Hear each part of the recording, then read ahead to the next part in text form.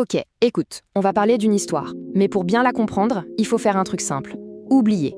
Oublie tout. L'icône, le logo Jumpman, les 6 titres, tout ça, on met de côté. Parce que pour vraiment saisir la légende, il faut revenir au tout début. Il faut rencontrer le gamin. Tu penses connaître Michael Jordan, n'est-ce pas? Forcément. Le plus grand de tous les temps. Le champion absolu, l'athlète parfait. Ouais, c'est l'image que tout le monde a en tête. Mais en réalité, on ne connaît que la fin du film. Que le générique. Parce que crois-moi, sa grandeur, elle ne vient pas des parquets de la NBA. Pas du tout. Ni des millions des contrats pubs, ni des trophées qui brillent. Non, non.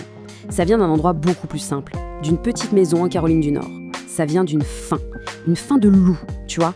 Une soif de reconnaissance qui a commencé bien avant qu'il ne devienne pro. Allez, on plonge. Directement au cœur du réacteur.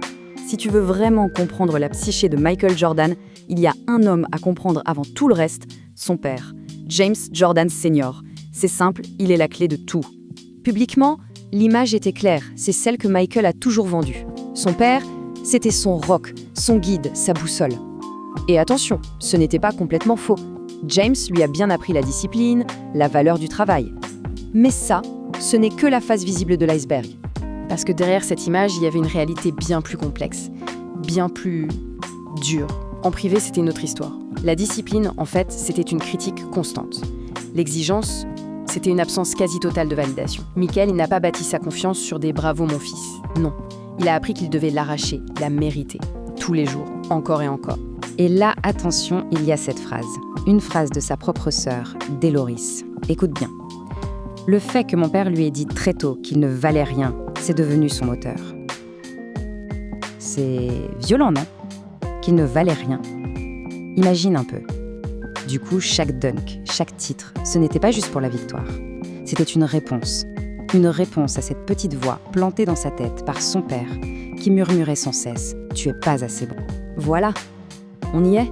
Le vrai moteur de Michael Jordan. Ce n'est pas le talent inné, pas la génétique de fou. C'est ça, cette faim. Ce besoin viscéral de prouver, encore et toujours, qu'il avait sa place. En fait, cette blessure d'enfance, c'est devenu son super carburant. C'est de là que vient son obsession pour la gagne. Ok, donc on a la pression du père, une pression qui vient d'en haut. Mais ce n'est pas tout. Il y avait aussi une pression qui venait des côtés, celle de ses frères et sœurs. Parce que si son père a allumé le feu, c'est dans le jardin de la maison qu'il a appris à devenir un combattant. Imagine la scène, 2 secondes. Michael n'est pas l'aîné, le prodige que tout le monde admire. Pas du tout. Il est le 4e enfant sur 5, le petit dernier ou presque. Celui qui doit gueuler plus fort pour qu'on l'écoute, sauter plus haut pour avoir le ballon, il doit se battre, juste pour exister au milieu des autres. Dans le jardin des Jordan, le basket, ce n'était pas un jeu. C'était une question de survie, une question de respect. Ses frères, et surtout Larry, ne lui faisaient aucun cadeau. 0. Pas de « allez, on le laisse gagner, c'est le petit ». Jamais. Chaque match, c'était la guerre. Pour gagner, il ne suffisait pas d'être bon. Il fallait être meilleur. Pas juste un peu, carrément meilleur. Il y a une citation de son coach de lycée, Pop Herring, qui dit tout. Il a dit « Si Larry avait fait 1m88, Michael Jordan serait juste connu comme étant le frère de Larry ». C'est dingue, non? À l'époque, la star de la famille, l'athlète, c'était Larry. Michael était dans son ombre. Et cette bataille de tous les jours contre ce grand frère qu'il admirait mais qu'il voulait absolument détrôner, c'est ça qui a forgé le Michael Jordan qui ne lâche jamais rien. Mais attention, ce n'était pas que de la dureté, que de la compétition. Heureusement, il y avait un équilibre. 2 forces pour contrebalancer tout ça. Sa mère, Dolores, qui était le point de stabilité. Et ses idoles qui lui montraient la voie. C'est intéressant, parce que si son père a forgé le compétiteur, c'est sa mère qui a façonné l'homme. Elle, c'était l'encre, calme, posée, mais ferme. L'histoire du contrat Nike résume tout parfaitement. Michael, lui, il voulait signer chez Adidas, c'était la marque de ses rêves. Sa mère, Dolores, ne lui a pas dit « signe là ». Elle lui a juste dit « tu vas y aller et tu vas écouter. Même si ça ne te plaît pas, tu vas écouter ». C'est ça. Elle lui a appris à être pragmatique, à garder l'esprit ouvert. Et puis, quand il n'était pas en train de se battre dans le jardin, son esprit s'échappait. Il étudiait le jeu. Et là, il y a un truc super important à comprendre.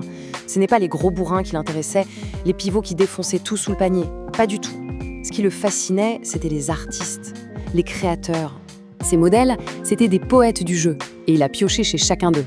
D'abord, Elgin Baylor. Lui, il lui a appris que la gravité, c'était optionnel, que tu pouvais jouer en l'air, inventer des trucs de fou.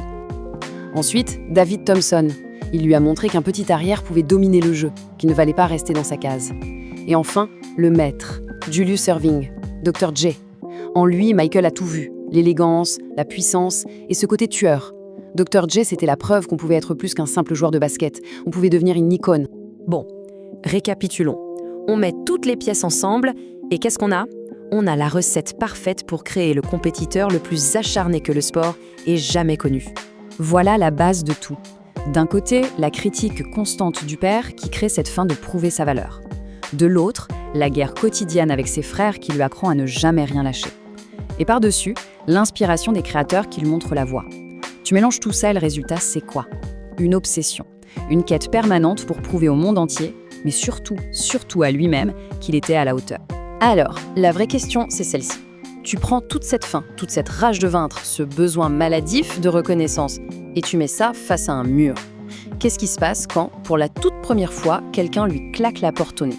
Quand on lui dit en face, les yeux dans les yeux, les mots qu'il a passé toute son enfance à essayer de faire taire, « tu n'es pas assez bon ». C'est à ce moment précis que l'histoire bascule vraiment. Et ça, ce sera pour la suite.